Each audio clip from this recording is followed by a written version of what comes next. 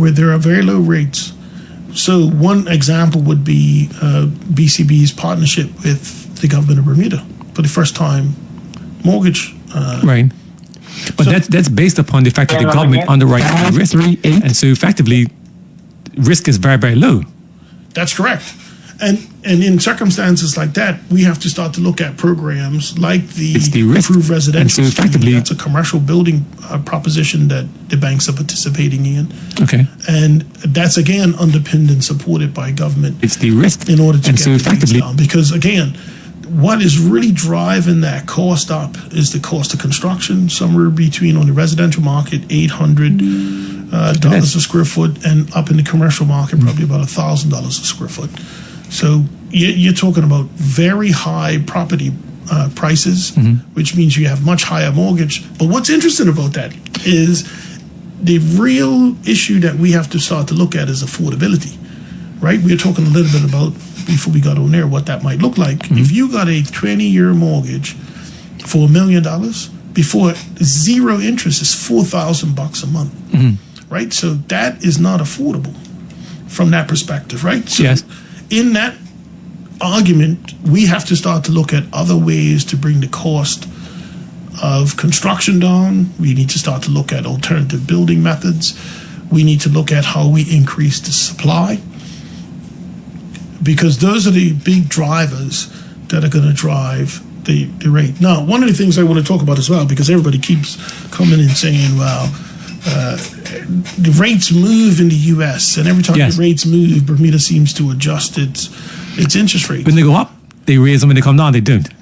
That's true. I mean, I could do some analysis for that, but that's the case, because I say the same thing. And that's because they're not linked. So in that case, why would they go up? They go up almost in parity and come down not. So if the U.S. increases the rate by, let's say 50 basis points, right? Maybe not. Bermuda goes up. Yeah. When they come down, well, not every bank, but that's the normal reality. There's certainly some factors that influence the relationship between the U.S. and Bermuda. There's probably a lag in terms of the economy. We're probably very dependent on the U.S. market and what it brings. But at the end of the day, it's just an easier way to explain to the consumer how interest rate calculations are made, because it's much more complicated than that. I got that. It's just an easier proxy to say, hey, this is not a direct correlation, but certainly a proxy of what you would see in our primary economic partner. And a bit technical, but then you go back to the actual bank's lending, as you see it. We're at 40%, US at 80%. And I take the point that a lot of the deposits in Bermuda are actually international related. So you have to be a little bit more careful. They're not, they're not consumer. They're not deposits that you can lend out. Okay, so do you have a measure, or is there a measure in terms of what I want to call the consumer deposits versus the consumer lending? So because at this point in time, it appears as if we're mixing up the international deposits, which give us the 40% rate, which should basically, I guess, consider differently. Yeah, look, without getting too technical in terms of what's put out in the BMA's quarterly banking review, to go and calculate the exact amount of asset to deposit ratio based on a certain type of deposit may not be the best calculation to start to look at. Okay. There's probably, if I had to guess, there's probably a higher asset to deposit ratio if you look at Bermuda dollars only. I would imagine, yes. Yeah, because the composition of the deposits that you get taken in are probably primarily used to lend out, unless somebody's prepared to convert that, pay the foreign currency purchase tax, and invest it. But they're typically not going to invest it in, on the bank's balance sheet. It's probably in investments and stocks and the like. Okay. So, and maybe we'll talk about this as well, because there is no lender of last resort, the bank assumes that risk. That means the banks are very prudent around their lending criteria, deposit amounts, and we saw that with the government-approved mortgage program, because the impediment wasn't necessarily the monthly payment, but it certainly was the deposit. The 20% or whatever it was. Correct. Yes. Okay. Correct. So let me just do this again. Good evening, caller. Welcome to Inside. What's your question or comment? Just call about the shares. And there's all debit, see? Yes, that's fine. All debit. Did you send me? Did you send the message yet? No. You did not. You call, right? No, don't call me. No, message me, and then we'll talk off air. Email. Or WhatsApp, whatever you want to do. Send it by WhatsApp. Okay, what's easier for you? Email? I prefer to talk like. Okay, I tell you what. On basis. Tell you what, I have your thing. I will call you. How about that? Okay, thanks. Okay, thanks. Take care. Okay, bye-bye. Yeah, that's good. We'll do it over here. So let's keep on going about this mortgage thing because, and I want to caution you, I guess, on behalf of the listening audience. Sure. And by the way, to this audience, this is Neville Grant, who is the CEO of the Bermuda Bankers Association. We're talking about banking, and right now we're talking about mortgages, which is a big topic. Everyone asks about it, so I'm going to press him now to take off his banker's hat and talk more generally, because so far we're not there. I don't think we're there yet. I don't think you have actually justified why the rates are so high, because you said already that we have a lower lending rate at 40%. You just explained it'll be difficult to get the correct number in terms of making it apples to apples, comparing it to the U.S., but you just compared to the U.S. in terms of if the U.S. is 80% and we are 40%, that means that Bermuda has a lot more supply. Then you just start talking about the fact that the banks are the lenders of last resort. And so let's talk about now how that impacts the actual interest rates. Right. So, and by the way, we commend you because you obviously know this stuff from a detailed point of view based upon your significant background in banking and also with the accounting background from school. Yes, I appreciate that. I think the first thing I'll start with is that banks are commercial enterprises as well. So it's a capital environment, and the idea is to exploit as much as they can. Yeah, that might be a bit harsh. It's a bit harsh, but that's what it is. Exploit, no. So well, you pay as little as you can on deposits and maximize the amount you charge on loans. Not you, but that's the banks do. Right, and that's the model. But this concept that customers are being gouged or exploited is incorrect. Because if you look at the average interest rates in Bermuda, they would fit exactly within that same parameter that we described for the U.S. So I think, again, there's a view that people have that in the event that it's 8%, 8% is egregious. It should be free. It should be significantly lower. And that's, but again, I think the challenge that we've had is, yes, there are some examples where the interest rate is higher than probably what it should be. But I would say, again, use the opportunity as a consumer, and this is where the education comes in. Mm-hmm. Have a discussion with your bank. Yes. Have an understanding of what's affordable. Have an understanding of what makes that rate up. Now, obviously, and we talked a little bit about this before we came on here, the higher risk customers are going to be charged more in the interest rate, which is counterintuitive to the ones that could afford to pay are probably paying much less, because banks also look at the total relationship. What do you have with them? So a client has investments, other assets, other lending facilities, always managed, always paid on time. That has a different lending rate for somebody that has a history of delinquency, some challenges around repayment in the past, items at credit association or one of the other debtor organizations. And so the interest rate is a reflection of risk. Okay, so let me, I guess, help you in some, that's what we're about. Let me ask this question, because even what you just did in terms of the comparative interest rates, that's, as far as I'm aware, I have never known that to be spoken publicly on behalf of the banks to say, because what happens, generally speaking now, is that for one of the banks in particular, we say that the rates in Bermuda are higher than they are in the Caymans, for example. And why? And they've said because there's a higher default rate in Bermuda, which is a surprise to me, to be honest. But no one has actually, I'm not aware of any public commentary in terms of Bermuda. Look at these rates, as you just said, in terms of use the U.S., the UK, Cayman, Jamaica. And Jamaica. I've never seen that put out. And so maybe as part of your Bankers Association rule, it may be to put these things so that people have a better perspective on what it is. That might help. Yeah, challenge accepted. I think that's probably providing more transparency in terms of how the pricing is made up, what it looks like, what that composition is made of. All of the banks have a listing of what their base rate is. It was a place in time where the banks used to get together and decide what the Bermuda dollar base rate was. Yeah, now with the conduct agenda and the awareness around collusion, that is going away.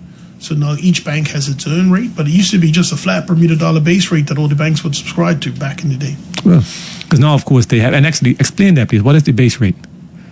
Okay, so the base rate is what a bank's cost of capital is. And what does that mean? how much, and this is simplistic, right? Yes. It's a lot more complicated there, but Sure. what is the cost of the team that does all the lending? What are the expenses associated with that lending? What is the default rate? How is that going to be covered? Cost of sourcing the funding. Other people have different funding sources. Some come directly from depositors. Others come from maybe money raised in the wholesale market. So depending on that funding cost, what does that look like? And so that comes up with a base rate. This is the base cost of giving you the lending. And then on top of that is added an additional rate for the counterparty risk. Yes. And that counterparty risk is, age, history, debtor history, defaults, etc. And so that overlay is called base plus a spread. Now, in some cases, it may just be an average spread that is applied. In other cases, it might be higher. In other cases, it might be lower for various different reasons. Some total relationship, some it's a short-term facility of which they see that it's event-driven and some funds are going to come back to pay that off.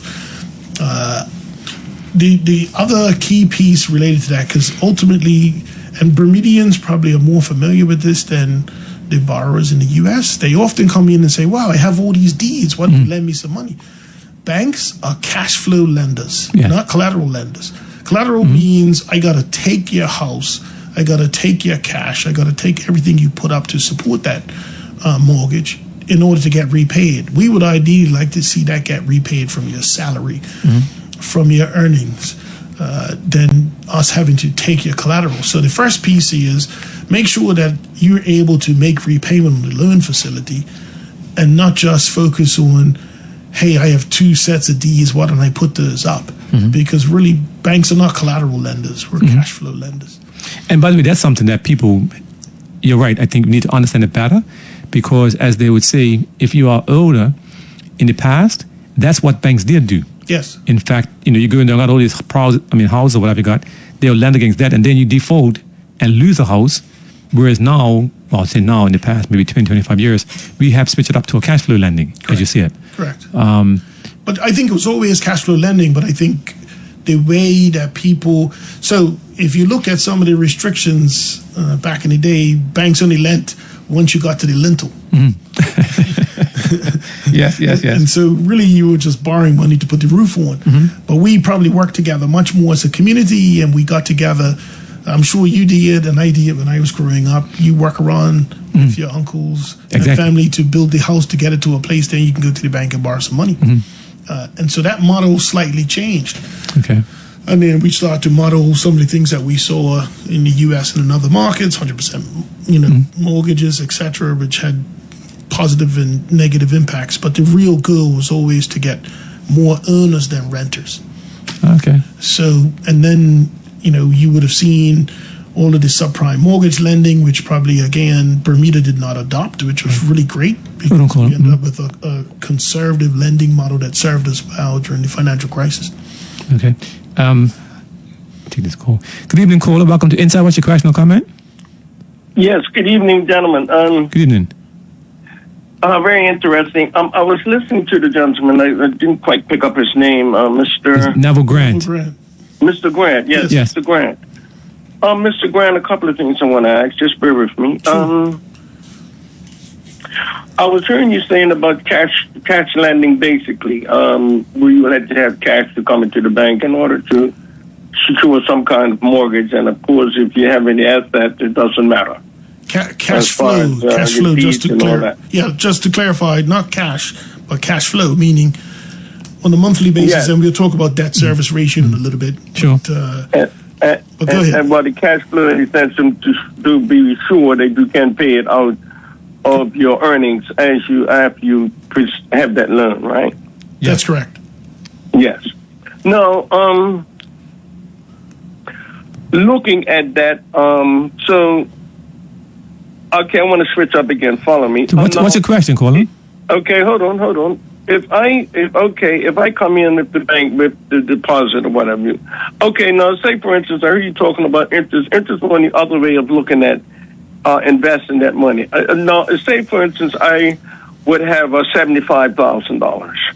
right, and I wanted to put that into some kind of investment fund. What is the procedure in that, like to invest, say, $75,000, and what interest would you accumulate after so many years? You can give me a round finger, 5, 10, 20 years. What would you actually or could earn on that money if you was to invest it? Right. Look, we're talking about something that's in the investment market, so I'd be hesitant to give you, but I would say there are yields that would be higher typically than your basic savings account for sure. If you're invested in something that's relatively conservative, it would be higher typically. It would be higher than what you would earn in a savings account. But we're probably talking about something slightly different. Okay, what be your yearly income on that for $75,000? Well, it would depend, right? Because there's a full range of products and solutions. So from a banking perspective, what would be the highest interest on the best investment? Caller, it's risk reward. Yeah, you can't really answer that question. Yeah, so risk reward means the higher that you're going to potentially earn, the more risk you're going to be exposed to. So from a banking perspective, there's what's called principal protected. And in principal protected, you would have a savings account, you would have an investment account, you would have a term deposit, or you would have a certificate of deposit. I'm trying to think of all the words and names that go along with that. And those are what's called principal protected. That means if you set up a term deposit or time deposit or certificate of deposit, whatever the rate is quoted by the bank, that's exactly what you will get at the end of the period that you enter into that agreement. And from a principal protection perspective means it doesn't matter what happens in the market. It doesn't matter what goes on. You will be guaranteed that. That's why it's called principal guaranteed. Now, if you talk about an investment, that you start to get into what's called principal assured or principal loss, right? So principal assured would be if you buy a UST bill, if you buy a mutual fund, if you buy a fund that's available with certain parameters, that's a principal assured, which means it is a possibility, not a likelihood, but a possibility that you could lose a portion of your investment. So, but if you decide to invest in a highly speculative, highly illiquid, high interest rate or high return rate, it's likely that is going to be principal loss, which means it's a high likelihood that you will lose the principal if events don't go the way that they're supposed to. So that just kind of gives you a perspective about giving you the rate. Gotcha. But if you have $75,000, all the banks have investment solutions available. You could check their websites, or the other option is to come directly into the bank and set up some time to speak to one of their investment advisors. All right, caller? Thank you. Okay, all right. I'll leave it at that. I may call back. Thank you. Thank you, caller. Got you. All right, so here we go. One question came in, which is, I'll read it. When you're talking about the interest rates, right? Yes. The comment is that Clarion Bank increased the rates in sync with the U.S., increased, but they did not do any decreases, and there have been 4 decreases since that time. So it goes back to my original comment in terms of when the rates go up overseas, we normally see some increase, but we definitely don't see a similar increase decrease rather when they are reduced. Yeah, again, I know you talk about it being a proxy, but how do you justify, on behalf of the Bankers Association now, that rates go up in sync but don't come down in sync? So it would be fair to say not every bank is going to increase as rates increase in the U.S. Yes. And similarly, as rates come down, not every bank is going to decrease in line with that. And that's because there's no alignment. It's more of an indicative rate. Okay, so let me help. So I accept that not all 4 banks do the same thing. Correct. But let's say one bank that would increase the rates when the rates go up, they don't then decrease when the rates go down. And so the question for us would be, how do you comment on that? That is in every circumstance that would not be the case, because I observe it, others do as well. It is not lock stock. Okay. Up by the increment, down by the increment. Not by the same increment. I'm talking about in terms of direction. So when the rates overseas go up, the bank would increase the rates. When they go down, they don't go down. Yeah, and it's probably fair to say that not in every case. Okay. But again, because it's a proxy and it's an easier determination of what that potentially looks like, and it's easier to explain to customers, it's used. Okay. So I guess my question to you now would be, again, given your rule, yes, what do you do to make sure that, or what happens now in terms of tracking the movement of interest rates from your current role? Is there a role that you play? Yeah, I think going back to your earlier point, the key pieces around transparency. One is helping people to understand the rate, understand the drivers of the rate, and understand why it may or may not increase or decrease. But okay, that's a question. So let's assume right now this is a question, right? That people think that rates go up but don't come down at the same time. So is there a conversation that you have, with the individual banks or collectively in your role to talk about that? Yeah, so to bring greater clarity. Not collectively. Individually, because that's something that we have to be very mindful of collusion. Okay. So that's not a discussion that we have sat around that table collectively. Okay. But on an individual basis, one of the things that we have agreed to at least consider is the transparency around those rates. Okay. And so the suggestion is to have all of the rates sitting on the Bermuda Bankers Association so they can be quickly accessed. And so that's a good point to clarify, because you said it earlier, and others think this, in terms of what we would loosely call collusion, that does not occur. That does not occur. In terms of the banks don't sit together and decide stuff. Correct. But they will. Do they come to you individually? Again, speaking to your role as CEO, right? Is it that, for example, each bank may come and talk to you about the earned interest rate process? No. So one of the things that we have been very clear about is making sure that we don't even have, even as a sidebar, a conversation about what rates look like and collusion around those rates. So what we have started to talk about is, how do we provide more information and more awareness to the general public so they can make their own decisions. Okay. Now, Bermudians are very loyal. Yes. And we're also, as loyal as we are, we're multi-banked. So yes. we have accounts at every organization, and oftentimes I get calls and people would say, hey, look, I bank at all 4 banks. Who should I go and talk to? All of them. Uh-huh. Because that's what creates healthy competition. And so, but historically, we are just so excited that we got a yes, that's where we go. We don't even negotiate the rate. And this is why financial literacy is important, because I can almost guarantee you, if we stopped 100 people walking by the studio, they would struggle to tell you what their rate is. And so with that, because it's interesting you talked about the negotiation, but how flexible are banks? Like, we used to be at HSBC and also at Bermuda Commercial Bank. How realistic is it that Anthony comes to get a mortgage, right? You say, okay, that's 8%, that we can negotiate and get down to 7% or whatever? So I would say you need to start the conversation. That conversation is typically not had. Right. Now, oftentimes whatever's advertised is what they accept and say, thank you very much. Now, because it's a nuanced conversation, you have to advocate for yourself. Now, I don't suspect that you'd be able to go in and say, look, I'm only going to take a rate at 4%, and the market might be at 8%. I don't know, but there are certainly some things that you could have, which is, again, the power of the discussion of having conversations with multiple banks is to end up with multiple offers, and then you could decide what's best for yourself. So, in your experience, I know that happened once or twice before, but in your experience, Dan, is there a market for a broker? There are some brokers that are already in. I won't call the names in fear of advertising, but there's some people that provide advocacy for on the behalf of several banks that they have as customers, where they're able to go and say, hey, what about this particular document? You'll see them advertised. But again, the best broker for your business is yourself. Okay. So you understand the strength of your cash flows, you understand the strength of your employment record, you understand what challenges you might have in front of you, what your commitments are, you might understand what your future earning potential might look like, and that is attractive to a bank. Okay. Because I don't think that a bank, when you're having a conversation, wants to be single product.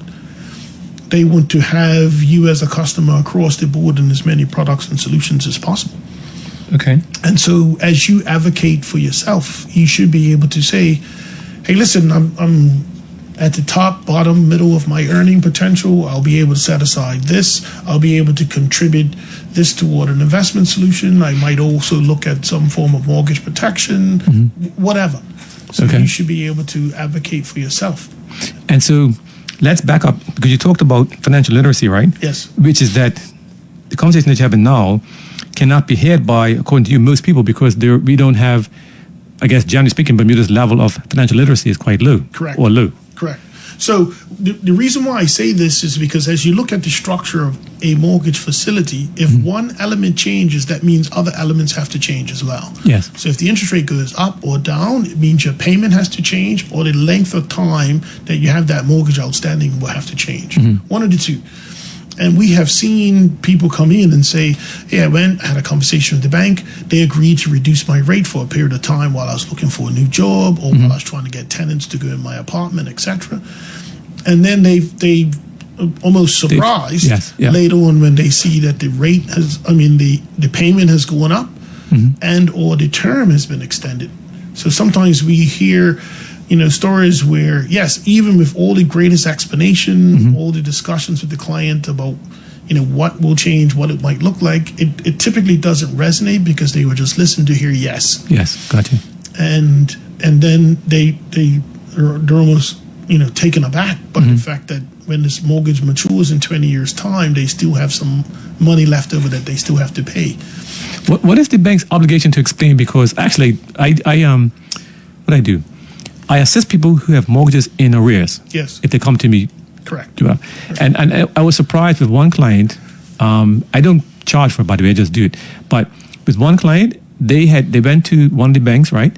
Who don't call them? They went to one of the banks, and they were surprised that the bank had actually, the rates went up. The bank did not change their monthly payment, and according to them, did not tell them, and just extended the mortgage. Correct. And so 5 years later, whatever the time frame was, they realized that, guess what, I still owe this money. So what's the obligation of the bank to properly inform or notify the clients about changes in rates and terms? Right. So it's a great question. So every bank gives to you what's called a facility letter. Yes. It is spelled out very clearly what's in there. If it changes, they give you an amended facility letter which says these are the things that have changed. In all cases, they sit and explain, and they even say, take it away and go and have a conversation with your lawyer or your financial advisor and the like. And most people say, yeah, it's fine. Here you go, and sign. Okay. And so I do think that because it's a couple of things that some of it is embarrassment. I don't want to tell you I don't understand what I'm doing. I don't want to say.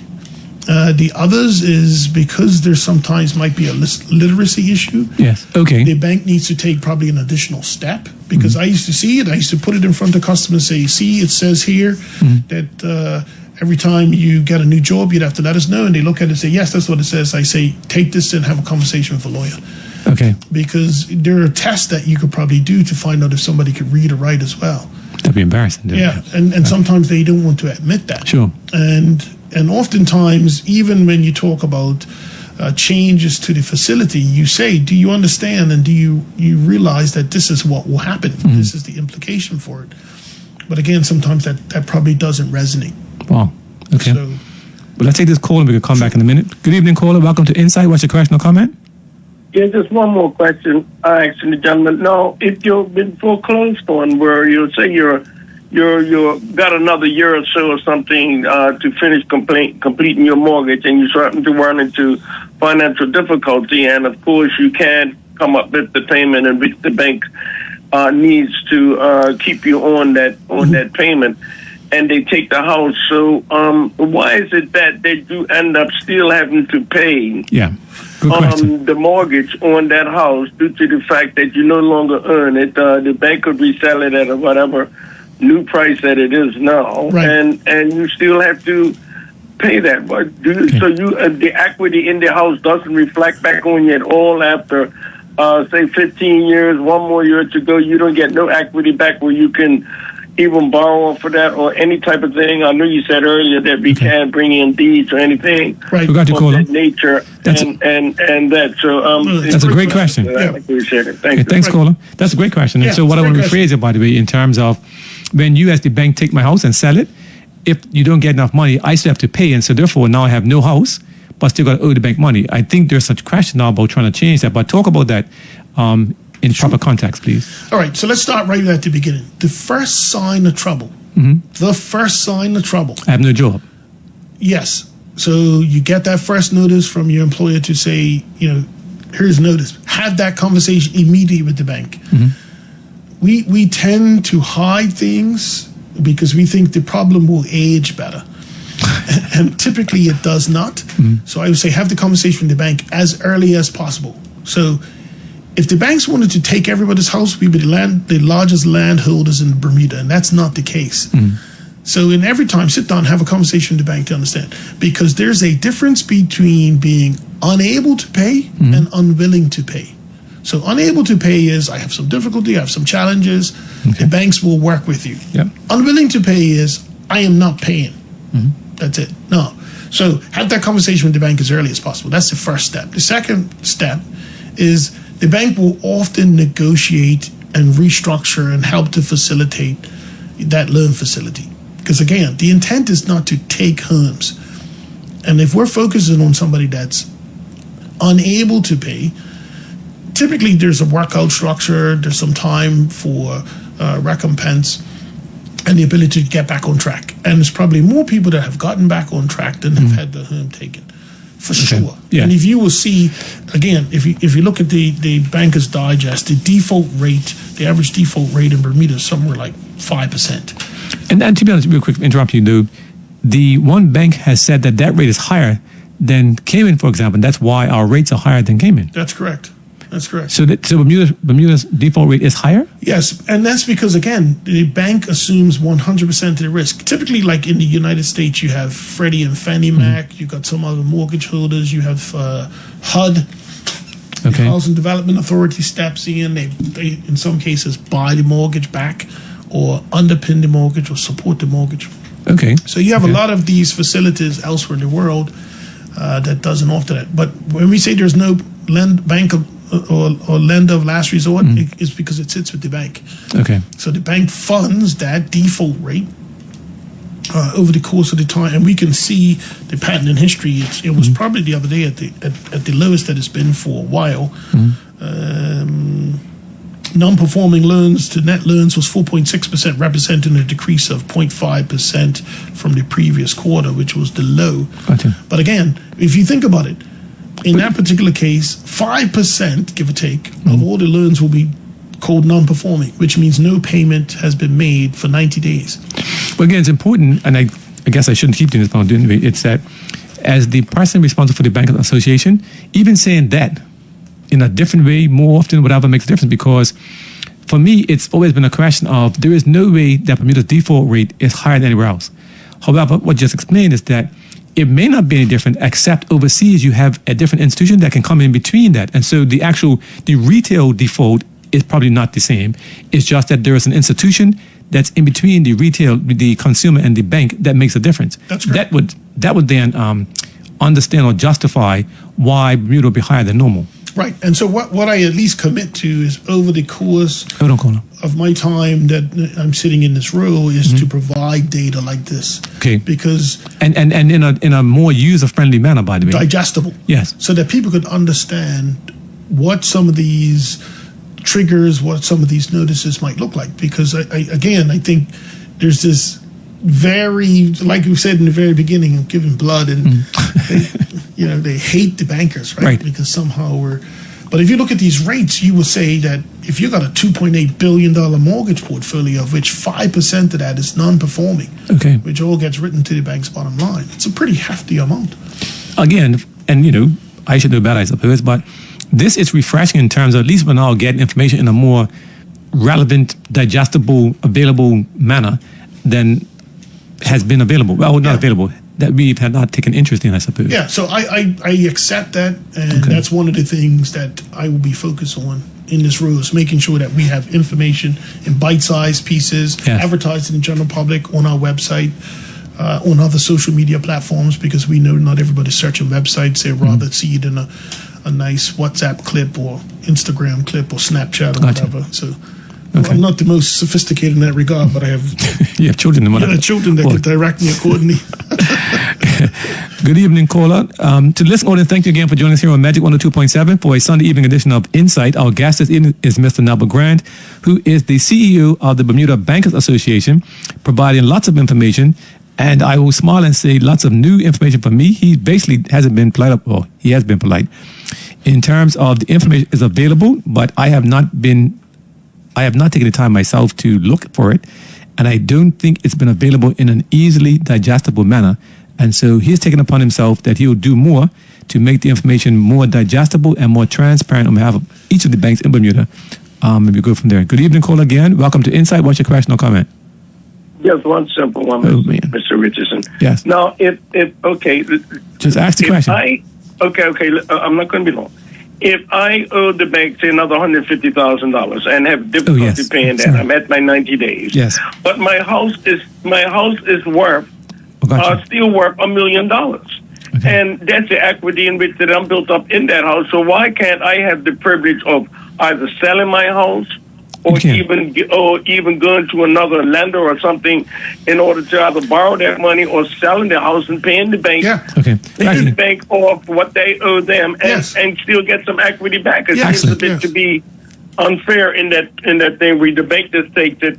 Understood. And of course, the house is worth more than what I owe you. Right. And of course, y'all got it under control, and I can't have no way of getting any equity. Yeah, thank you, caller, for calling back, because we did not actually answer your question. So thank you for that. Yes. So we didn't ask the question. No, it's a great question, because this is what's called a stub loan or an excess loan where, equity in the collateral is not sufficient to cover. Mm-hmm. So the first thing I would say is, before the bank when difficulty is coming. There's multiple options around selling the property yourself, fixing it up, renting it to get income. Through the workout process, there's a special area of every bank. What is a workout process? So the workout process is where there's a special group within all of the banks that sit and look at a delinquent loan and make an assessment with you about your ability to pay and or restructure and or sell and or change your circumstance, right? So the caller brings a good point that we may go through all of that process and still end up in a position where the house is sold for less than what you owe, we'll get to that. But there are a number of scenarios where there's a possibility you could go on interest only for a period of time while you get yourself sorted out. There may be a point of which some additional funding might be lent to fix it up to get it in a condition where it's rentable. Right now, the rental market is really hot. And so the first option in every case is not to sell the property, but it may come to that, right? So the key piece is make sure that the house continues to be in a condition where it could reach and achieve the highest resale value, right? So that means repairs and maintenance are critical. We won't get into insurance. That's another complicated topic, but make sure your property is insured correctly. However, you might go through the entire workout process with all the great intentions, but unfortunately the property is sold and you end up with an amount left over. Right. Now, most people are saying, well, that's not fair. Correct. I have this facility where the house has been sold and now I still owe this funding. On which you've made tons of money in interest payments for the past 10 years, you as a bank. Or not, because... But I pay for 10 years. Yeah, because in that time period, when the clock stops, the accumulated interest is still going on, but... And I could say, Anthony, I wish I had more statistics, because that's one of them that I would love to have. Sure. The number of cases where a home is taken and sold. Oh, okay. So anecdotally, are you saying that's very few and far between? Yes. Okay. Yeah. Now, I need to have the statistics, because the politicians, they approach me and say, look, I'm on every doorstep and everybody's saying my house got taken. It's probably the same person and it's the same story. Well, I mean, I will say, to be honest, from my experience, that the banks try their best not to take a house. That's for sure. Correct. They do lots of different things in terms of trying to, like you said, a workout process. So I do accept that. But I think fundamentally the question still becomes, I've done all those things and through no fault of my own, I cannot make the payments anymore. And the house gets sold. And so now I have the difference, still $100,000 owed to the bank. I have no house, no income. So then what happens? The bank still says, Anthony must pay this excess amount. Correct. And so what are the options there? Because I have no income. Now I have no income, no house. Yeah, so that's a part of a discussion and negotiation that can go on. Is it? Yeah. Okay, and generally speaking, I guess from your background, without being too particular, what options exist? Yeah, without going into great detail, one of the options might be that interest is maybe, or that loan payment is deferred for a period of time until somebody gets on their feet. Okay. And in certain circumstances, in some rare occasions, there may be debt forgiveness. In other cases, it depends on the circumstance, and going back to that scenario of unable versus unwilling to pay. Yes. Okay. Typically, when you see it get to that point, it's somebody that's unwilling to pay. And if you see the stories in the newspaper, if you see some of the challenges, these are not situations where that occurred yesterday. Right. And automatically the banks take these. You would see and you read that this is from years and years of back and forth and dispute. Okay. And so, look, it happens in very rare occasions. But certainly part of the discussion that you would have with the bank about what the next plan is after that stub loan is in that position. And we also see it not just in default. We see it where over the course of the payment, somebody might say, hey, look, I'm going through a difficult period of my life. I'm going to defer payments for 6 months. Yes. And then come the end, on their 65th birthday, they still have 6 months of payment left. Right. It's possible. Well, that of course goes back to what you said, the financial literacy part, in terms of Yes. making sure we understand, number one, fundamentally, what is a mortgage and what the various implications are going to be in the event that there are difficulties or whatever the case may be. Okay, gotcha. Yeah. All right. We'll come back to that in a minute, maybe. Good evening, caller. Welcome to Insight. What's your question or comment? Good evening. So, Can you read it down? yeah, it's Dom. Okay, go ahead. Is it, yeah, it's better. Yes. Okay, so listen to the conversation. So, my concern with the bank is that it seems that the bank just has too much leeway to basically make its own rules and policies, and I don't think that that should be the case. I think that the bank should require. I mean, I think I would like to see more oversight. But the banks, hold on. The banks are regulated by the Bermuda Monetary Authority. Yes. Yeah, but it just seems like they can still make their own policies and rules and do things at their flash of too often. It sounds like. But, Do you but I have an heard example of that, caller, so I could look at it more Yeah, specifically? so yes, sir. But brother, when I hear you talk, okay, so. Can you come closer to the mic, caller? You're a little bit broken up. Oh, well, That's much better. That's much better. Good. So when I hear your guest, so he's talking about how different ways in which homeowners can avoid having their homes taken and things. And as I'm listening to him, I'm hearing like it seems like it's optional. Like the bank can take your home, but if it doesn't want to, or it may put in place various programs and stuff like that to assist you in not losing your home. But it seems like the bank doesn't have to do that. It seems like the bank can just say, well, hey, it can make a decision to take the house. If as an example, if it doesn't like you. Well, And no, what is there to actually stop? Like when I say about mandate, like I'm saying that I think something should be like required policy in place that the bank has to go through these various Excellent. channels Okay. Good point. rather than go straight to, rather than it be optional, and rather than we're going to provide these homeowners with these various channels. I think it should be mandated. It should be policy. And so I'd like to hear what your guest has on that.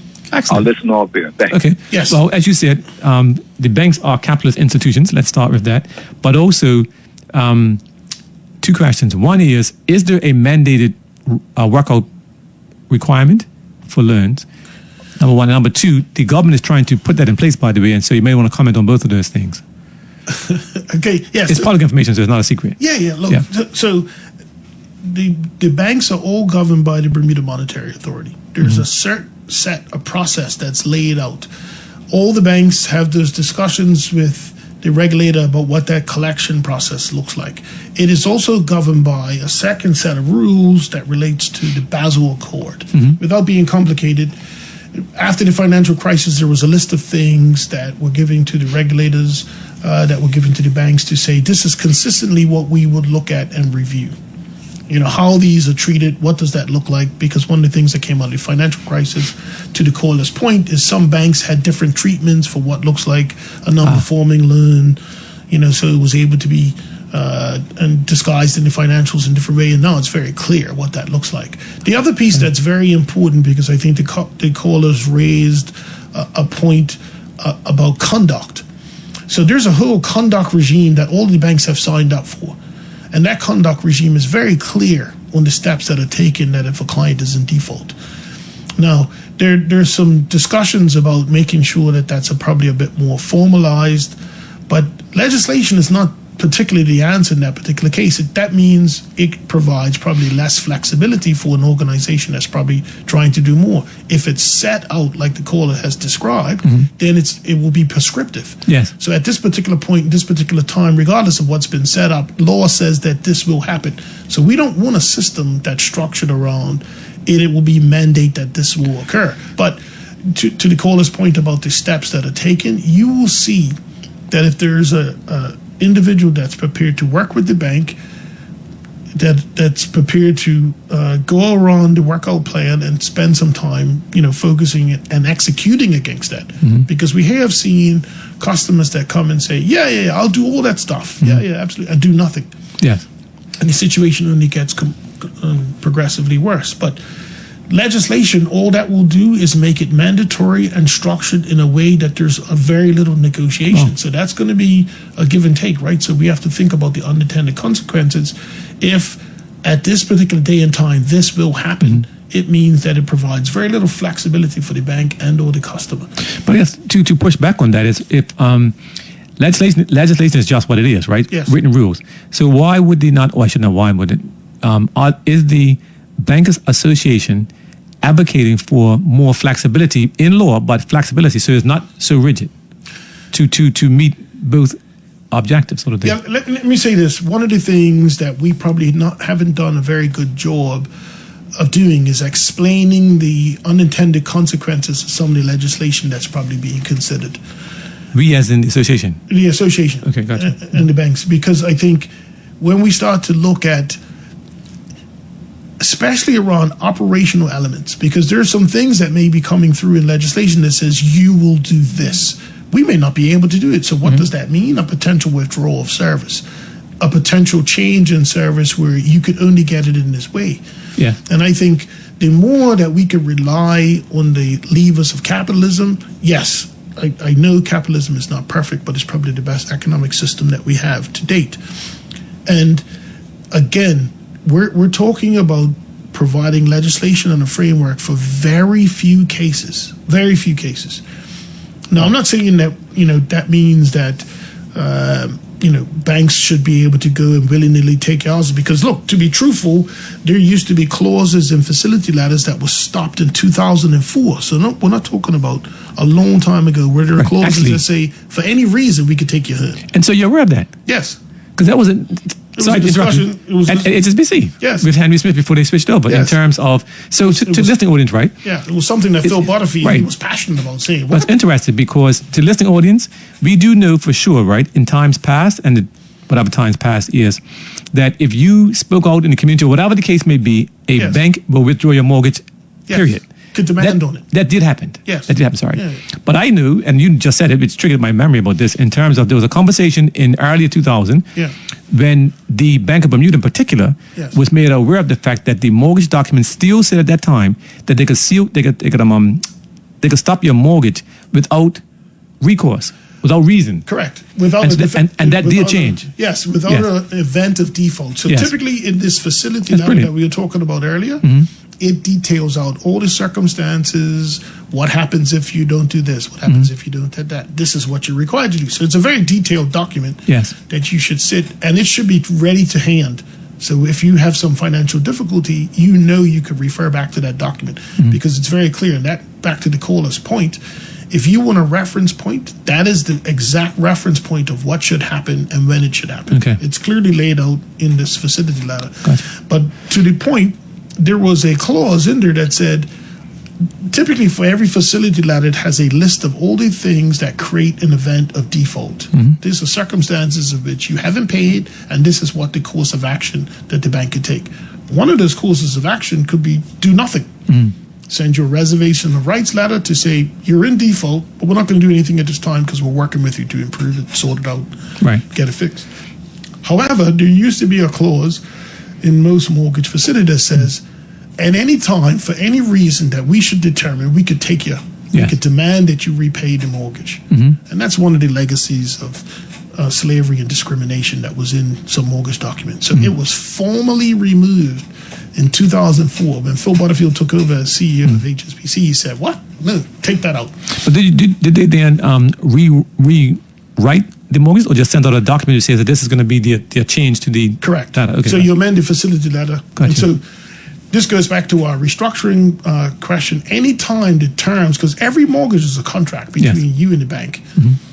Anytime that gets changed, the wording is adjusted, the statement is adjusted, and you have to sign it to say, yes, I agree and accept these changes. So in that, they will say that language says X, Y, and Z is now formally removed. Here you go, here's a facility letter. In that case, though, I guess, based upon the fact that it was to your advantage, there was no reason for people to sign it as such. You're saying to the bank's advantage?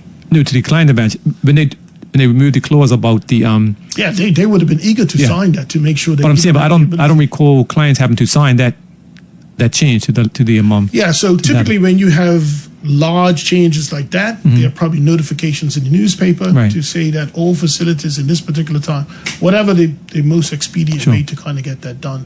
Okay. It's pretty expensive to get everybody that had exactly. an old mortgage to come in to change that. Sure. But one thing I'll say, and this is based upon my own experience, right, is that when you get to a point of mortgage being challenged or default, the bank has a conversation with you. And the one thing that makes not smile, but one thing that is sensitive is that private school fees are actually optional. And so if you can't pay your mortgage, but you have a child in private school, the bank will suggest that you take the child out of private school because you can't afford it, to make the mortgage more affordable. Yes. You will say no in many cases, but that's what you're talking about in terms of, in that case, it's not about you can pay, you're unwilling because you will not make some of those changes. And I've had that experience, right, with clients. And so it's a hard conversation, though. It is. Because guess what now, you can pay your mortgage. However, look at your school fees, private school fees, right? And so you have to have that consideration. Then you have to decide, do you want to take your child out of private school, as an example, or pay your mortgage? Yes. I've had many conversations, just like you. I provide, on occasion, free financial advice, helping people to understand the situations that they're in. Yes. And I've seen situations where, people saying, you can't tell me to take my kid out of private school. Yes. And then I often say, in order to make change, because change is difficult, something has to be done differently, right? Because the definition of insanity, you do the same thing over expecting a different result. So you've seen an example where the spouse doesn't work, where the kids are in private school, where, you have the highest cell phone packages for everybody in the family, and one kid is like 12 years old. So you got this expense list. So maybe this is a good time to talk about the debt service ratio. So when you come to apply to a bank for a loan, there are guidelines that are put forward by the BMA that says no more than 65% can be fixed commitments. Because when it gets down to a place where you have a choice between paying the bank or feeding your family, you're most likely going to feed your family. So there is this debt service ratio. Some may be 60, some may be 65, and some may be lower to allow some flexibility. So that means your full commitments, rent, your mortgage, your loan payments, 10% of your credit card balances, school fees, alimony, government set-asides. There are these fixed commitments that are in place. I can't list them all off the top of my head. So if that amounts to more than 60% of your salary, or 65%, depending on which ratio a bank may use, then the loan would be declined, because that means you have less than 40% of your variable, which is food, electricity, and some of these other items, right? And we know in Bermuda, some banks would even add an overlay, because they know a family of 4, you're not going to be able to survive from electricity, from a food perspective, transportation, etc., at a level much lower than that, right? And so the bank would decline, or say, hey, look, some things have got to change, right? And this goes back to that point. Maybe you have to give up a credit card. Yes. Maybe you have to move your kids out of private school. So I've had people have these sort of moral questions. How could you tell me that I got to put my wife to work? I haven't told you that. I'm saying that in the current structure that you've presented this, the answer is no. And I'm saying, here's the path to yes. Path to yes would be to bring that expense base down. That's excellent. How you do that, that's entirely up to you. because you may say that's what's more important to you. And certainly I'm not defending the banks, but I do know that's a conversation that's been had. And you're right, all those things in terms of what is your lifestyle, and you have to decide, do you want to adjust your lifestyle effectively to be able to get the house or to keep the house? Yes. And the bank, as you said, is basically, ultimately the bank wants to get his money back. And so they're not going to tell you stuff, but going to suggest things, up to you to make that decision. So, okay, excellent. Let's take this call and we'll come back in a minute. Good evening, caller. Welcome to Insight. What's your question or comment? Good evening, guys. Good conversation. Yes, sir. I've got a question. Sure. What's the percentage, or how often does the bank look at a mortgage that's in difficulty and suggest they're not going to do anything at this time? Okay, so you're saying that you have a facility that's in difficulty, you come to the bank and you say, hey, listen, I want to restructure, want to do something different, and the bank says, no, not at this time. Mm-hmm. Right, so look, I don't know all the specifics of the case, but I would say it falls somewhere in between the unable and the unwilling to pay. So when we have seen, certainly I'll speak from my own experience, when I've seen facilities where the bank probably has run out of patience is where there's been consistent agreements made and those agreements not met. The other is we don't see any particular change in the circumstance, even though that recommendation or suggestion has been made. And then the last piece is that we may see contradictory information where, you know, I sat next to you when you flight out of Bermuda, but you're saying you're financially strapped. So there may be examples, and it's probably too many and too nuanced to talk about every single one of them, but this goes back to human nature, right? So if you show examples where there's contrition, where there's a path forward, where there's a plan to fix the facility, it's just like any other human relationship. The more times there's not validation that what we've discussed and agreed to go forward is happening, the less willing the banks are probably going to be to continue to entertain it. So we keep saying, in order for this to get better, you got to get a job. Got you. So, you know, are you looking for a job? And you say no.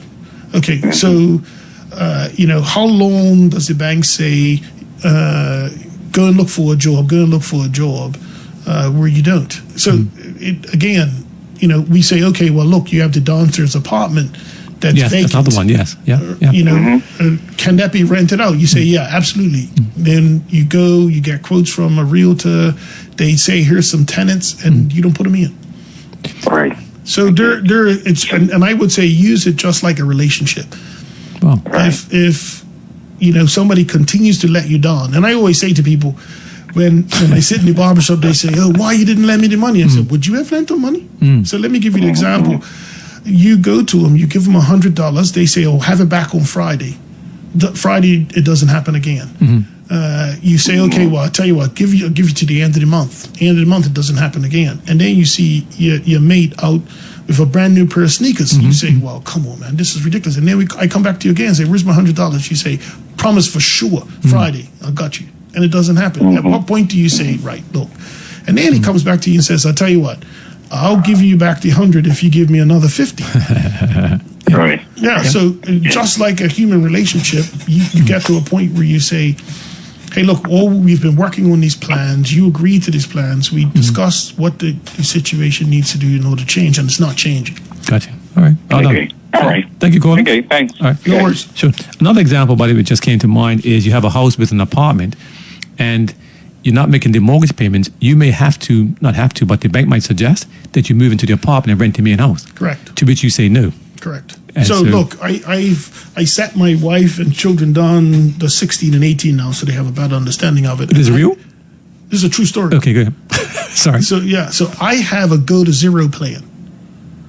And what that means is I can afford to make payments on my mortgage. It's not an issue, but we have a studio apartment. And I say to them, if anything was to happen and put us in difficulty, all four of us are going to go stay in that studio apartment. Oh, gotcha. And they say, oh, Daddy, that's ridiculous. And I say, when we go on holiday, we all stay in one hotel room.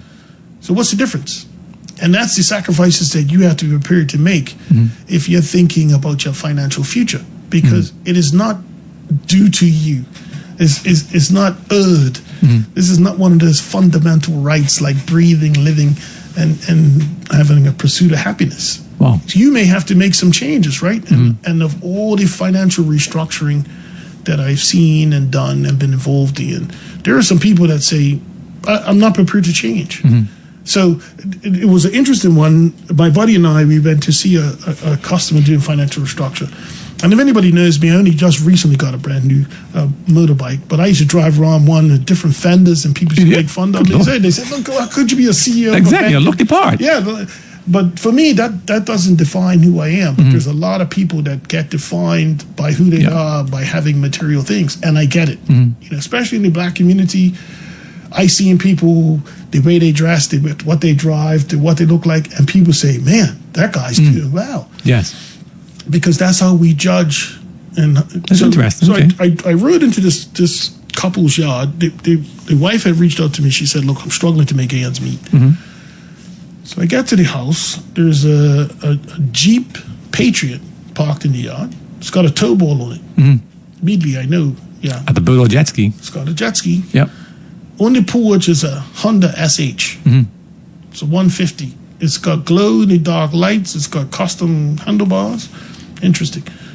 So I get to the door. They come to the door, and the two children are dressed head to toe in brand new Nike. One has a chain on, the other one has a nice chain.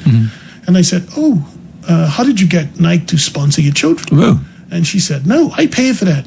I knew. It was just a test. So we get inside. We're starting to go through some things. And so I said, where are you struggling? She said, I got this loan for $70,000. I said, what's that for? She said, we got it to get married. It's been on interest only for months. And then I have this other loan because I had to refinance my credit card. It's $30,000. I said, what was that for? She said, trip to Walt Disney. Wow. So as we're going through the stuff, I said, did you see what I wrote up on? They look outside. They had a good laugh. and I said, I could afford to buy it, but I don't. Right? And I said, I see a tow ball on the Jeep. Where's the jet ski? She said, how you know we had a jet ski? So because you got a tow ball. She said, yeah, it's there. $26,000 they bought it. So I said, here's what you do. It's pretty simple. Sell the Jeep. It's a $70,000 Jeep. Sell that. Get a Cubit around there. Yeah. I said, sell the Honda SH. That's like $9,000. And I only knew because as people teased me so much about my bike, I said, I need to go buy one. And when the guy told me that the SH was $9,000. No way. That's the cost of a car. Wow. Anyway, so I went and I said, here's all the things that you do. And she said, how could we do that? Each kid was on their own cell phone plan with data. Cut that. So I said, make these changes. They said, no, we're not prepared to do that. So again, here's a path to financial freedom because the financial piece creates so much stress. Wow. It's the leading cause of divorce outside of infidelity. Is financial stress. And Bermuda's an expensive place to live. Yes. But we compound it with some of these other consumer behaviors, right? That's interesting.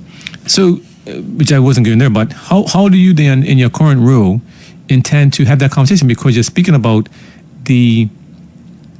almost the perceived lifestyle, which can contradict with the substantive responsibility to pay back your mortgage if you borrow the money. Right. So where we start is the first thing, and this is free financial advice. The first thing is have a budget. It makes no sense trying to make changes to what you're spending if you don't know what you're spending your money on today. Okay. So create a budget. Find some method to track what you're spending. Because again, if you don't have the ability to track what you're spending, you have no idea what money is going. Okay. So those are the two important things, because oftentimes people stop in the street and say, hey, tell me, how can I start investing? I said, how much do you have in savings? They said, none. So I said, well, how could you save? How could you invest? If you have no savings, what are you investing? So the piece is to get your financial house in order. So the first thing is track your expenses and then create a budget. That's the basic. That's the start. Because, look, you have a household to run, not a community to impress. Right. That's a simple comment, but geez, how profound. Yeah.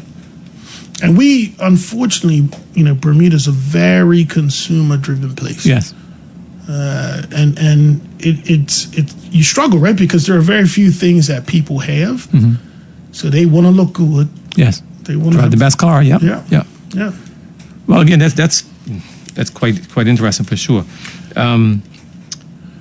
I would encourage you, we said it earlier, right? If you can, to find and publish the rates of houses that are actually seized by the banks. Yes. Because we think of it as happening all the time. And you've said that basically it doesn't happen as often as we might think. Yeah, and if it is, we're talking about some After real something, yeah. long years of negotiation and failed Gotcha. commitments, for sure. Okay. Yeah, but I wrote that down. Sure. So one thing I want to touch base on is from my government head, I suppose, recently, is that two things. The whole KYC, Yes. I think it's out of control what they ask for sometimes, a bit over the top. But now we have to a point, maybe the past year, 18 months, maybe 2 years, I suppose, whereby people are being, quote unquote, debanked. They cannot get accounts.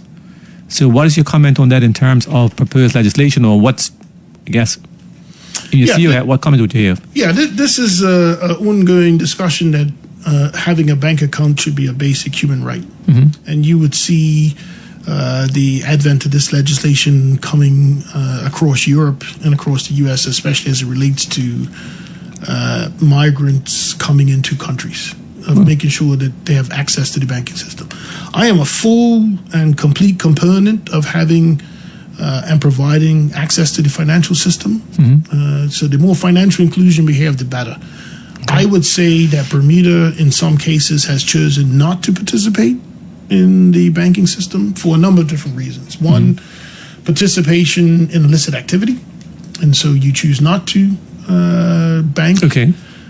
The other is back to financial literacy. People don't understand it. I've seen, and I don't want to make memes or jokes about it, but I was standing in the ATM vestibule the other day, and the guy was saying he's not going to use the ATM because how does the bank know that it's his money? Mm-hmm.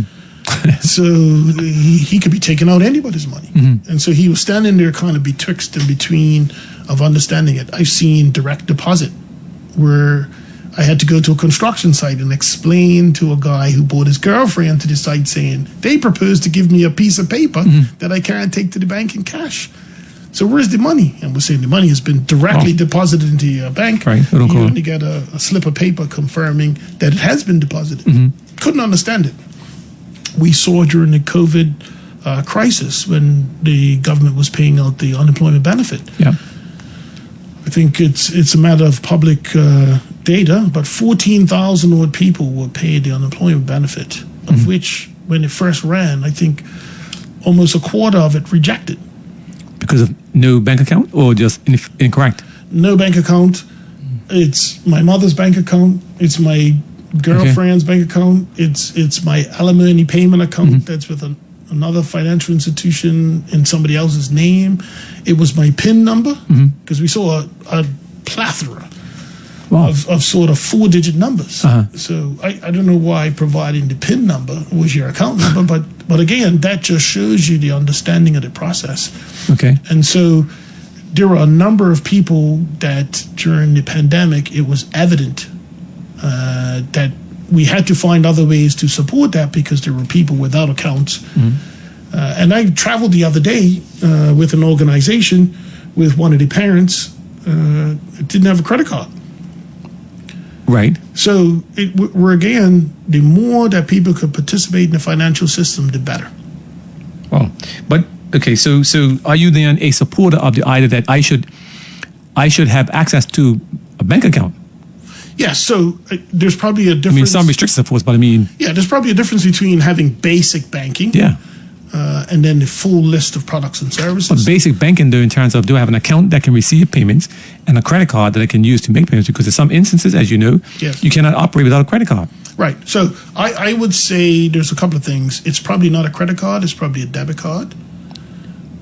Because then with a credit card, you're talking about providing access to credit and approval. So it's probably a debit card. So just to clarify, you're suggesting that everybody should be able to have access to a bank account and a debit card. Yeah. Not necessarily a credit card. Again, we're spitballing on here on the structure of what a basic bank account. It would probably have very limited features. It would probably have a set cost. Again, Okay, understood. Hypothetical. It may or may not have the ability to wire overseas or not. It depends. That seems to be something that's pretty strict, because then you quickly get to a point where it looks like and acts like a current savings and checking account that exists today. Okay. So I have rarely seen cases where somebody has been forbidden from having an account. Now, every bank has its own risk appetite. Yes. And for whatever reason, certainly related to some of the challenge that we've seen where people might have gotten into difficulty in the past, may put them in a situation where they have to have a restricted account. Yes.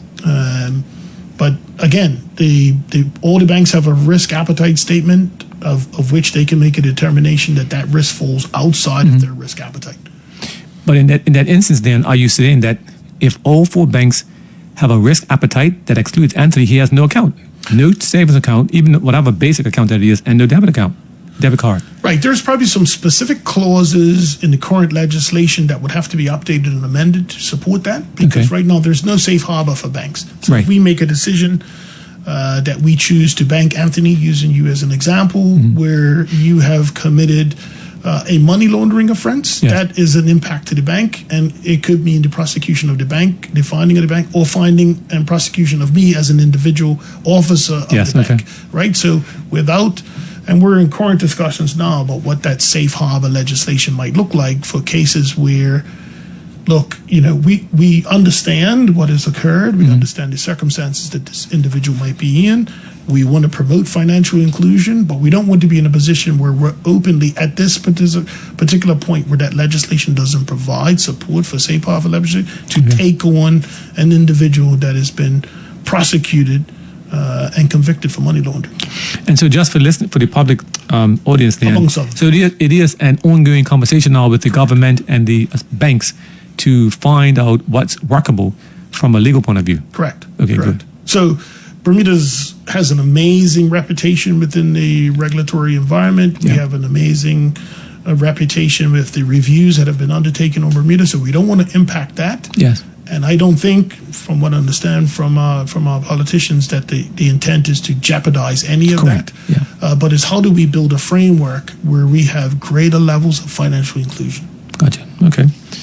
To listen audience again, thank you for joining us here on Magic 102.7 on your Sunday evening for this edition of Insight. Our guest this evening is Mr. Neville Grant, who is the CEO of the Bermuda Bankers Association, providing lots of information. Got to figure out how we're going to actually have a follow-up or get him to do some different things that we can all understand. Sure. And again, for me, been around quite a while, but there are some new things I'm learning today, and I trust that the listening audience is also being benefited.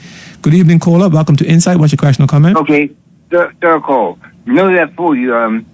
I don't understand how the bank, HSBC and Buffett, I had a Buffett account years ago, a debit card.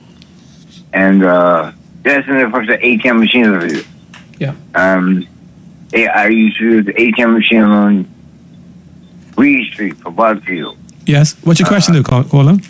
My question is, why does banks, the bank Buffett has $63 billion assets, why did they not give me another debit card? Okay, I got you. That was lower. Just years ago, 40 years ago. Okay, so your question I'm asking is, why wouldn't the banks give you another debit card? How come they didn't give me another debit card? None. I'm listening. Okay, I got you. Okay, well, let Mr. Grant answer that question, okay? Okay, also agency. Yes. They said they'll send my shares to Butterfield. Yes. 8 figures. Yeah, what I think, caller, is you have some very specific questions that seem to be only impacting yourself. So what I would suggest, I think Anthony did confirm that he has your details to contact you. Yes. Right, yeah. So I have his number. Yeah, he and I will coordinate and get in contact with you, because you're okay, cool. Give me a call anytime, please. Anytime. Will do. All right, good stuff. In the morning. No problem. Anytime, 10 in the morning. Okay. I'm okay, All right, sounds No good. I'll just start. Okay, see you soon, everyone. Thank you. All right, appreciate you. Got you. Yeah, some very valid questions and comments there. So you were just talking about the idea of, you called it safe harbor legislation, in terms of making sure that I can get a basic harbor defined bank account and debit card as long as there's some protection put in place for the banks themselves. Yeah, so that's what I refer to as a safe harbor. Okay. I think the piece that we're talking about is, what does a basic bank account look like? So conceptually, I don't think anybody is in objection to that because again, I think we would love to promote more financial literacy, but there are some circumstances that, regardless of whether or not there is safe harbor legislation, regardless of whether or not there may be a mandate for specific, there may be circumstances where it still may sit outside of the bank's risk appetite.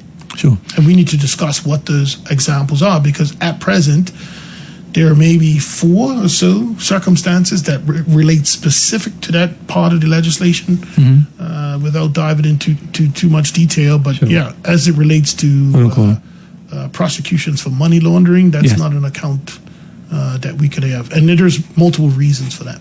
Okay. So I guess one more time is that the idea has to be some basis upon which Anthony can be excluded, but in unique circumstances. So, for example, if Anthony is a continuous, like a serial money launderer, then by all means, don't give me a bank account. Or that's too risky. You have a bank account that's severely restricted. Yeah. Okay. That's almost... That's not an account. Very basic. No problem. Caller, I'm going to take this call and then I'm going to ask you, Mr. Grant, about banking of the gaming proceeds. Your thoughts around that. Okay. Caller, thank you. What's your question or comment? Hey, you probably don't want to hear me again, but just one quick question. Just ask the question. Go ahead. After listening to what it's been saying. Just ask the question. Concerning of mortgages. So at the end of my mortgage, I'm paid the bank the money in which is required to earn the house outright and everything. And of course, at that time, the equity in the house could have been say $1 million plus, or $1.5 million by the time the interest and that I'm paid to the bank for this and that and the other, Sure, ask the question, caller. Okay, the question is coming now, in the sense that, and then if I was to come to the bank... No. Ask the question. My question is, what's your question? The question is, how is it that the equity in the house is no value to you after you have finished paying for the house at a certain age? The house is no value to you as the owner, in the sense of unable to use that equity to make you built up in the house, and that should be taken into consideration. That's one of my questions, caller. I don't want to cut you off, but that is one of my questions also. Okay. Yeah. Sorry. So that would really be, what's your comment about a home equity loan? Yeah, so there are a number of banks that offer that facility where up to a certain percentage of the equity that's in your home, you could get a equity line of credit or some lending that's based on the equity that's in your home. Okay. So it is of value, but again, where I see that it has created a lot of difficulty is there are a lot of Bermudians that are asset rich and cash poor. So we also see it in the senior community, where people are saying, look, I'm 85 and, I live in $1 million house free and clear. How do I utilize that? Yeah. And we don't have reverse mortgages and these other products that you see in the U.S. because they have some challenges as well, albeit they may serve and support, somebody that's in an elderly position, but it's essentially transferring that debt to the next generation. And again, the bank doesn't want to be in a position where we're taking homes. Yes. And especially, because the criticism will then come like, come on, bank, use your common sense. Why'd you lend money to an 85-year-old senior citizen that's on a pension? And then we be the first ones, people saying, oh, come on. So as a part of that conduct agenda, we do look at age. And we're not ageist, but we can look at it and say, hey, listen, there may be some other income maybe it's rental income that's coming in that might be able to support that facility. Let's look at it. It may be in a trust. Sure. It may be supported because one of the individuals on the borrowing may be a person that's fully and gainfully employed. Gotcha. Maybe this is an investment property. So in the event that it was taken, it doesn't impact your ability to survive and live in Bermuda. Gotcha. So there are a number of circumstances where banks do look at the equity of your property as part of the support for borrowing. But again, that is the secondary source of repayment. The first source of repayment is cash flow. Gotcha. And callers have called before about this, and I agree. There's a lot of education around that because you don't want to take granny's house. No. That's for sure. And if the bank starts doing that, it's going to be a whole different issue, as opposed to there are options in terms of voluntary conveyances and other things you can do to get it to the younger generation and have them pay. or something. So I take the point, and I have not done this yet, but maybe I have a show just on that, because there is a lot of conversation in terms of what is a reverse mortgage, what is not, what the implications are, young people, and all that kind of thing. And so thank you for that answer. So two quick questions, well, not quick, but two questions. One is going to be, what is your thoughts on 100% mortgages? And the other piece is going to be your comments about what's the delay, if that's the right word, of banking the receipts from gaming. What's the hold up? Okay. Yeah. So let's address the first question is, do I agree with and or support 100% lending? Because you was at the bank at the time when we did it, right? Yeah, there was during the high days, just before the financial crisis, where banks were considering 100% mortgage because there was a large number of properties that were on the market. There were, demands because people hadn't been able to accumulate the requisite deposit. And the challenge that we have in looking back in hindsight, that vintage of mortgages had a lot of difficulty because so before the financial crisis, never, and that's not a word I use lightly, never in the history of Bermuda has there ever been a decline in property values. Never. Yeah. It was so unheard of that it wasn't even something that we have contemplated in the 100 years before. And post the financial crisis was the first time in Bermuda history we saw devaluation of property values. And so that was something, because it was so new, banks had taken a risk and offered 100% mortgage finances.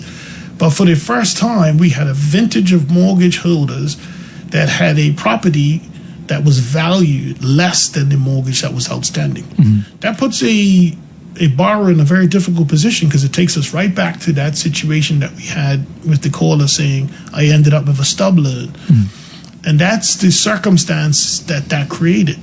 Because when we had a 20% deposit, when the property will get devalued, we never saw a devaluation of 20%, even during the financial crisis. So at least there was equity left, that if the property was sold, there would be enough left over to cover it. The only other time we saw that was during COVID, where people were struggling to find jobs, struggling to make payment. Most, if not every single bank, worked with all of the customers associated with that. And even if you look back, there was very few, properties that were taken during that time period. But so I'm always supportive of programs that help to turn renters into earners. But to compromise a conservative lending model that puts us in a situation where Bermuda's now seeing fluctuation in pricing lower than what you would see in terms of the loan that's outstanding is problematic when it's at 100%. Okay, got you. And now, if you can, give any comments about the banking of gaming deposits. Right. So Bermuda relies very heavily on the access to the U.S. banking system. That U.S. banking system is driven by what we would call a correspondent bank. Which is what? Which is, if you want to move a foreign currency out of Bermuda overseas, you need a bank in that corresponding jurisdiction that supports that currency. So simplistically, if you want to move U.S. dollars to New Jersey, that is not something a local bank can do on their own unless they have a branch in New Jersey. So they have to have a U.S. bank that they transact through. Based on the risk appetite of the correspondent bank, they may make a determination that certain high-risk sectors and industries, again, to their risk appetite, might be outside of what they may be looking at. So in that circumstance, each bank is rated.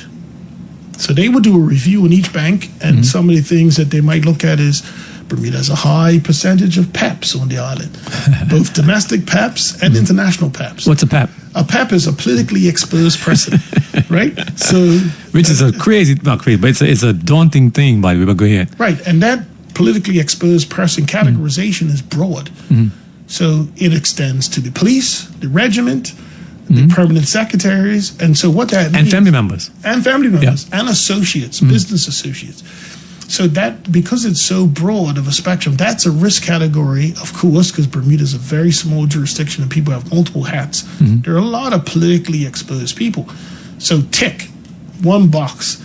that we have a high percentage of politically exposed persons. And the reason why for your listening audience when they're hearing about politically exposed persons, because you're exposed to the political environment, you have a higher risk of accepting bribery and participating in potential corruption.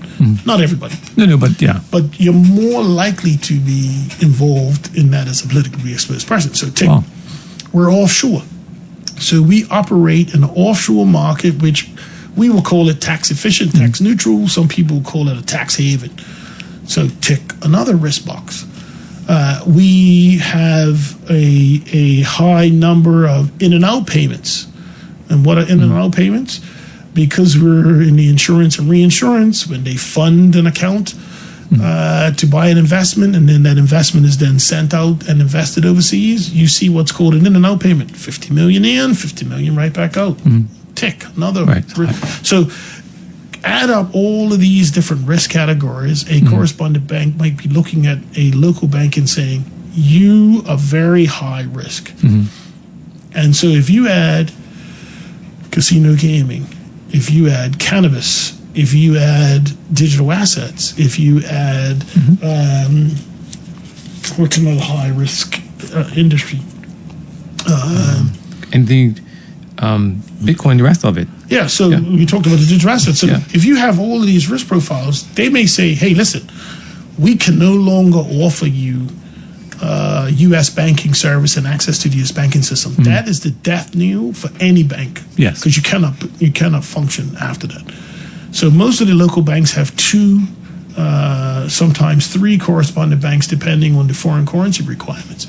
So that means if I need to send Swiss francs to somebody, if I need to send euro, GBP, you name whatever that currency, you need to have a correspondent bank that supports that. So the reason why we have been cautious in looking at the banking of casino gaming is because we would need a framework that supports that. We would need to have a strong transactional monitoring system that understands what that looks like. Okay. Because we're not just talking about contagion from your customer, but your customer's customer. Now, the advent of gaming that we see now, especially since there's no local approved betting entities on island, most people are using their credit cards to do AAA, Bet365, and all these other items. And so we're talking about a bank customer utilizing on a credit card. But imagine that a local betting shop is required to meet the exact same standards from an AML and KYC. AML stands for anti-money laundering, and KYC is know your customer. That same legislation would have to be in place for those local betting houses. That means if somebody comes in with 10,000 cash, you're verifying. Where did you get that? Right. What is your source of wealth to make sure it's not the proceeds of crime, right? So all of these things have a knock-on effect. Okay. So the conversations that are ongoing with the team at the Gaming Commission is to help and understand what frameworks, what guidelines can be put in place if we were to support it, because it's not straightforward. Okay. And again, I think clearly, 1 minute. Hold on, caller. Clearly, it's important for, and it may not be you as a bank association to do this, right? But I think for the general public to better understand what this is, because whether it be individual banks or the government, there isn't the pure information explanation. Right. It's a position that they take against each other. Yes. And so the general public, I would suggest, is being left thinking that there is some fight going on, as opposed to there are some legitimate reasons. Let's understand, okay, fine, once you know what the reasons are, what is being done to try to address those reasons to get us to a point. And so are we any closer, or how close are we? You probably can't answer this, but how close are we to actually having this done so that we can have gaming in Bermuda? I would say the discussions are ongoing. Okay. I would say that we're probably in between a path forward and no path. Okay. And that's to be frank, because I think a lot more discussion needs to happen. Okay. You're right about the understanding of the risk profile, the understanding of what it looks like. There is inherent caution, and maybe some would describe that as over caution, but there's inherent caution that these sometimes are fragile relationships that you have with the correspondent bank. Okay. And you don't know what that tipping point is where they say, right, that's too much. That's done. Gotcha. We're looking to exit you, and that will be extremely problematic. And this is not just a problem for Bermuda. This is a problem in the Caribbean as well, where But they have gaming, though. They have gaming, and the reason why they have gaming is because they have a central bank. So the funding and access to the banking system goes to the central bank Gotcha. of that country. Because I had the opportunity to go and have a conversation with the team in St. Kitts and Nevis to understand what that looks like, especially with the Marriott Hotel in St. Kitts. So I had a discussion with them. I was also supposed to go and see the head of the Eastern Caribbean Central Bank, but it was on my birthday, and my wife forbid me from going. So wives have power, that's for sure. They do. So, okay. They boss outside of work. Well, let's take this last call, and then we go from there. Good evening, caller. Welcome to Insight. What's your question or comment? Caller? Okay. Good evening, caller. Welcome to Insight. What's your question or comment? Come closer. I can't hear you. You hear me now? Yes. Okay. It's unfortunate we have been in discussions for years regarding legalization of marijuana and gambling. All we ever hear is positive things about it around the world. That it's always a plus. Why are we still stuck on and saying, as you said, that we need to have more meetings about it? We're losing out. Yeah. At one point, all they were talking about was gambling. I know people that ran away to Las Vegas that got qualified in gambling. And this has been like about, 7 years ago, 8 years ago? And we still haven't moved. We're still stuck on the same old thing. But you just explained what the difference is. Understand that. You just explained it, caller. So let me be blunt about the cannabis. Until it is accepted in the U.S. And made at a federal level, it is legalized, then all the discussions about what we can and cannot do are moot points. Gotcha. It's the same thing occurs But I mean, it is. But caller, do you understand that though, caller? It is too, but I do understand, right? But it is, I would say legalized. No, hold on. What I'm saying, my point is this. Hold on. Environment. 1 minute, caller. My question is, do you understand that in the U.S., there is no blanket approval for cannabis use? It's state by state. The federal government has not approved it. Same in the UK. Right. That's a big difference. They have it. No. That's a big difference. They have it at a state level. It needs to be legalized at the federal level. So Canada has legalized cannabis because the government of Canada supports the legislation, and you could only buy cannabis from the Canadian government. Same as the alcohol. Yeah, same with the alcohol. Yeah. All right. So, Okay. And yeah. So what about gambling? You didn't answer that. Gambling is the same thing. Until there's legislative certainty around what we are able to do, then the banks are left in a position, because we talked a little bit before about what happens in the event that again, this is not the banks did not put this in place, but currently there is no local on-island betting shop that's open. Right, they all failed. I said failed. I'm sorry. For that reason, they fell out of the regulation. They didn't meet the criteria. Gotcha. Right, so they get turned around. Get turned on. Yeah, so that means, and gambling hasn't stopped, right? Because again, people are using their credit cards on Bet365, Bet 888, and all these other sort of solutions, right? So I still think that there is a opportunity for Bermuda to bring that back within its control, but it has to fit the current legislation, because we can't have it outside of the AML KYC framework. Gotcha. All right, caller. Yeah. All right. Thank you, caller. Great stuff. I forget what I was asking about. You talked about the gaming deposits, reverse mortgages, 100% mortgages. We talked about marijuana. digital, but we're probably not going to get there. I'll do it real quick. Digital. About the payment process, by the way, because we know PayPal and the rest of it. So give us a comment about I know that it's not as frequent now, but it is becoming more frequent in Bermuda to use your credit cards for actually payment processing. Right. So let's differentiate between digital banking and banking digital assets. Okay. So digital banking will be the way of the future. It will continue to innovate. We will see more and more use of the blockchain. We will see more and more use of stablecoin. Without a doubt, we see that technology will expand, and banks will adopt or die. As it relates to the banking of digital assets, it goes back to the same thing. It's the risk appetite of the correspondent banks and the risk appetite of the local bank. Okay. Again, the scale is probably from committed and diehard. It represents what I would describe as an off-balance sheet restricted asset investment, like you would buy Google, Yahoo, whatever. If we're talking about the use of digital assets, banks will have different sense, whether it makes strategic sense, whether it makes technological sense, and whether it fits within their own risk appetite, whether it's appropriate. Right now, the adoption levels are still relatively low. Yes. But I would say what will survive, in my prediction, would be the blockchain will survive, digital banking will survive, maybe the adaptations of digital assets and the frame and form that it takes might look different. Okay. Well, we look forward to that, that's for sure. Time, as I told you, has flown by. It's actually watching now. We're past 10 already. Obviously, but a very interesting conversation. And I think we will have to find a different time for you to come back. Sure.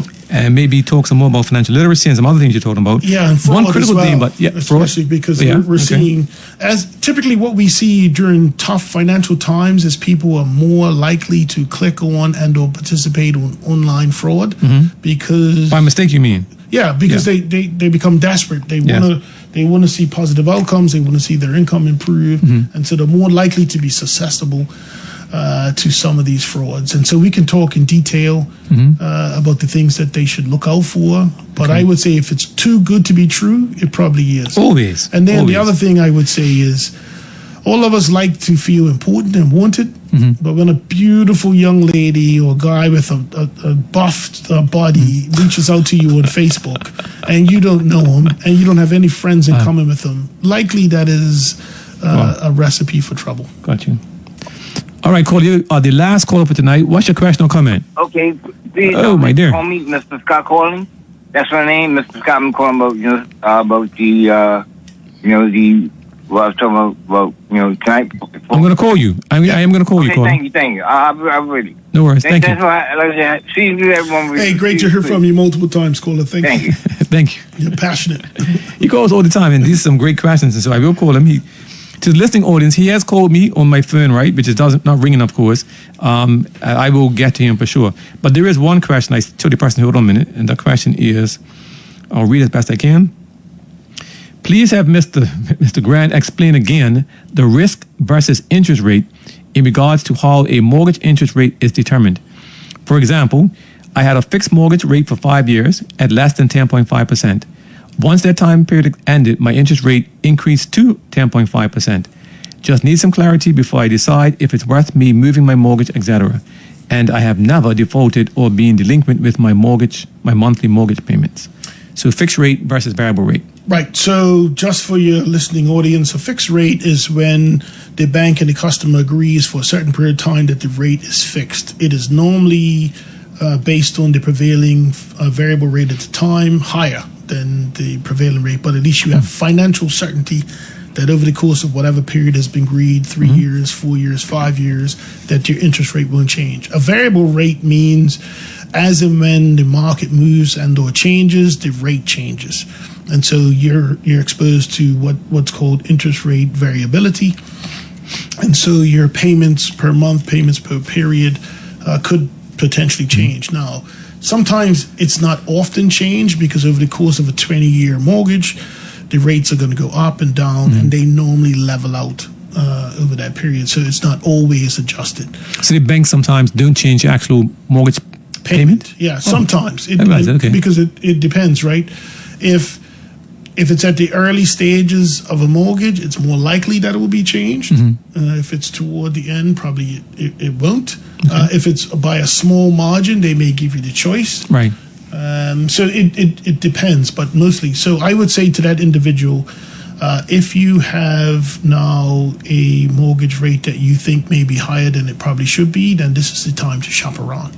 Okay. I'm going to try to take these last couple of questions that came in. One, good evening. Does one's mortgage have to finish by age 65? Not in every case. Some banks' policies are different. They may say that you have to 68, because I know some parts of the retirement age has been amended. They may say because you have other income sources that are not solely reliant on your pension income, that they may allow it to go longer. It may mean in some cases that you have a younger borrower, your son, daughter, loved one, etc., that might join that to continue to support that. So it is possible sometimes for you to have a mortgage past the age of 65,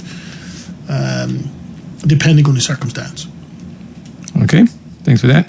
Other one is, well, can you ask your guest why can't Bermuda just have a credit number? I guess that number would reflect the variables used in place of that spread, implicit spread. I'm talking about the way the U.S. uses a credit credit score. There's transparency. This would also avoid some negative perspectives consumers have of banks. Yes, it's a great question. We have, as banks, looked at that on multiple occasions. This is what somebody would use as a credit score to make a determination. It requires us to coordinate with all of the local utilities, all the local providers, to pull that data together. And unfortunately, even if we pulled it all together, the total number of working adults in Bermuda is approximately 33,000. It is not enough of a data pool to do credit scoring. We can do what's called propensity and behavioral scoring, saying it kind of looks like this and therefore it should. But right now, most of the lending is done judgmentally, which means somebody's looking over the data, understanding the ability to pay, using some kind of strategic tool that looks at total payments made, total money flow out. But in order to have that, there's been some discussion at the government level about a national ID, because you would find in some cases that not everything is joined up. Not, TCD, Belco, electricity, cable, not all of those systems are joined up to provide the kind of credit score and credit data that's needed. And even if we did, it's just not enough in terms of volume perspective to do credit scoring. Excellent. Next question is, I know past time, but this question is basically the fact that we are talking about rates compared to other places, but in Bermuda, given that the cost of building is so high, why can't we have rates that reflect that? Because in Bermuda, you're not going to find a house, for example, that is going to be worth $250,000. Overseas, you can. Right, it's a great question, and this is probably just not a single issue for the banks. It's probably wrapped into the larger discussion about how we make Bermuda more affordable and make it more sustainable. And I know, Anthony, you and I have been actively involved in discussions about the cost of living, but that's probably just not for the banks to solve, because even, again, if there's zero interest on a 20-year mortgage for $1 million, it's $4,000 a month, which is not sustainable. Correct. Which is, well, for many people, so you are right about that. All right, I think I have one more. I think I've exhausted all the questions. Yeah, I'm happy to come back because it sounds like there's more questions and more topics that we need to cover. Another bright scientist gone off. All right, well, thanks again. You want to sign off any particular comments that you hear for the listening audience? Look, your bank is like a best friend with money. Your best friend is going to have a conversation with you and support your dreams and support your vision. Your best friend is also going to sit you down and sometimes tell it like it is. And so be prepared for that. But again, look at us as a strategic partner. In some of these cases, you may not have the cash to do what it is to make your dreams come true. And that's where you look for a banking partner. And that's what we're here for. Well, I'll say thanks for coming on board and congratulations in this new role. Thank you. Others may, well, you knew, others will not know that I've asked for the CEO in the past to come on board without even a response, let alone an acceptance. And so again, thank you for doing that. We look forward to you raising the profile of the association, but also providing more information in a clear fashion. Yes. And I'll be one of those that's prepared to actually receive it, go over it and explain it on air if necessary myself. Of course. I'll come back and do that because I think that's one takeaway where we're aligned is to provide more data to the community so they could understand some of the challenges that exist Sure. and some of the opportunities as well. What I will ask on air also, by the way, is if you can send me separately, like this week, I hope, the either the number or the percentage of houses that are actually repossessed, because that's a common thing in the community now. Right. In terms of, it happens all the time, and Yeah. I don't know what that. Yeah, it's a misperception, Yeah. and we'll kind of put the data exists. Mm-hmm. I just got to put it together in a way where it doesn't disparage the individuals that might potentially be on that list. Well, I mean, I just want to have a number. The aggregate number. Yeah, so maybe, for example, on an annual basis, this is what it's been, sort of thing. Yeah. Just as when we started, you talked about the fact that the increase, the new mortgages in 2025 or 2024 was 185 million. That's good information. And also the fact that the total book of business at this point in time is 2.4 billion. That's a big number.